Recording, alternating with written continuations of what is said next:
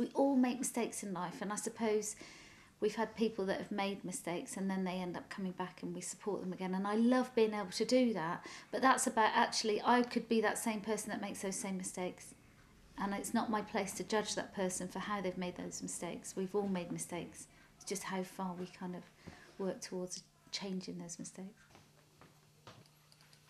Angie's brilliant. She's, you know, very to the point, you know, where boundaries are. And so it's a really nice place to be able to change and get what I need out of life. Very caring and compassionate, generous with her time, and extremely on the ball, like doesn't miss a trick. Everything is, she's very fair and listens to both points of view. She's a very kind and generous person, and I'm very sure of where the boundaries are. I'm very honest. It's probably the worst thing that I have is that I'm honest, but I'm also honest in the sense that if I say you're a really nice guy, I mean it. I don't say it just to be your friend. It's about being honest with people on every level. When she needs to be, she's very stern and tells you exactly what she wants and normally gets good results. And then if you're feeling a bit down or you need a bit of sympathy or just somebody loving, really, she's like that also. So very caring but stern when she needs to be. You don't do this to make money, do you? No. It helps. I mean, it pays the mortgage just. We are, to be honest, we make money, but we just put it back in. And that's what it's all about. But it's not a job, it's a life. Angie's probably one of the most amazing people I've ever met in my life. I lived on the streets from the age of 15, came out of care, went on the streets at the age of 15, and this is the first lady, first person that's ever really gave me a chance.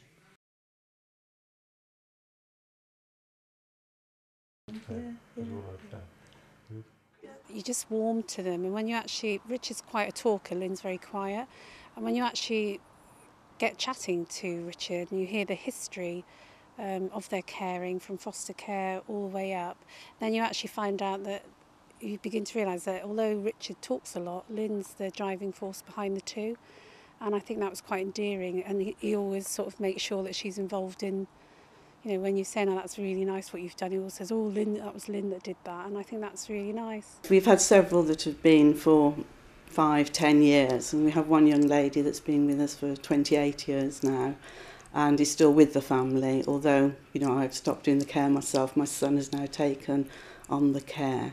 So not only have they decided to retire, but they've given their house now to their son and daughter-in-law, so that Jancy still has that home she's got, and that just goes beyond what a lot of us would do, really.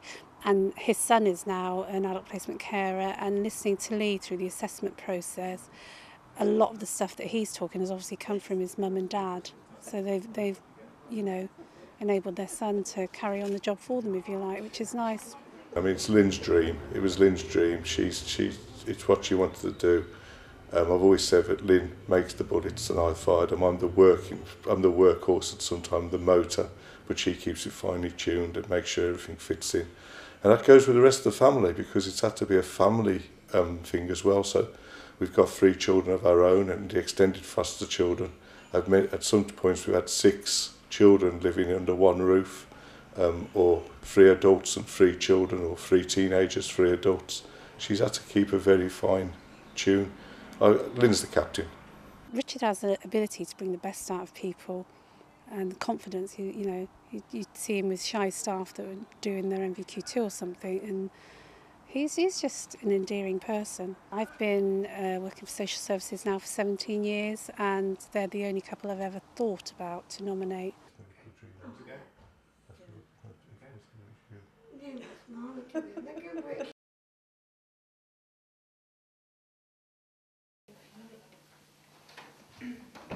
She's helped me so much, and she's just been absolutely brilliant.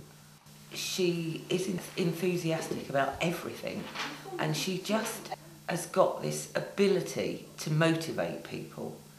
And it's not, she doesn't tell you to do things, she just puts the idea in your head, and then you think, oh, yeah, I can really do that.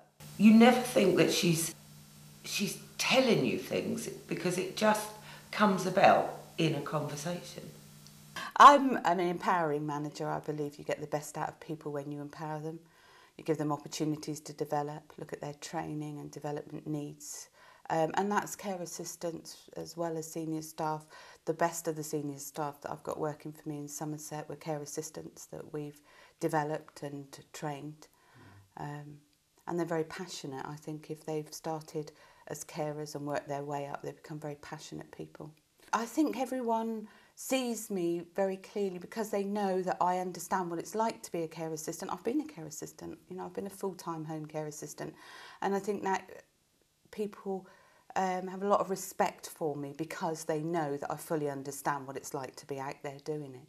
So if they've got a problem with a service user or a problem with anything out there in the community, they know I've got the answers because the likelihood is I've been there and experienced the same thing. When I first met Lynn, she was like a breath of fresh air.